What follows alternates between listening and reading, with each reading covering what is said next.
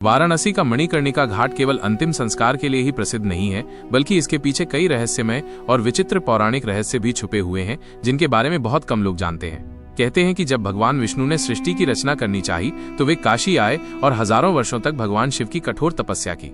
इस तपस्या के दौरान वे भूमि पर खड़े होकर ध्यानस्थ रहे। तपस्या के समय उनके कान से एक मणि और पार्वती जी के कान की कुंडल गिरकर धरती में समा गए। इन्हीं दोनों के कारण इस स्थान का नाम पड़ा मणिकर्णिका। अब इसकी रहस्यमय बात सुनो।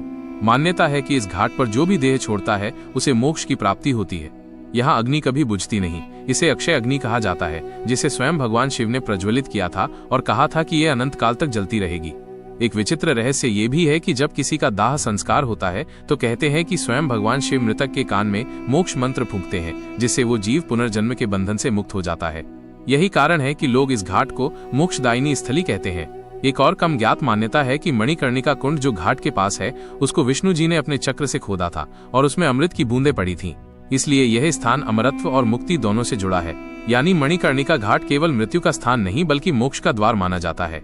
यहाँ की ज्वाला, यहाँ का कुंड और यहाँ की रहस्यमय कहानियां इसे दुनिया के सबसे विचित्र और पवित्र स्थलों में से एक बनाती हैं। उम्मीद है आपको ये वीडियो अच्छी लगी होगी, तो इस पवित्र स्थान का रहस्य अपने उन दोस्तों को शेयर करो जो आज तक इससे वंचित थे। और प्लीज चैनल को सब्सक्राइब करना मत भूलना।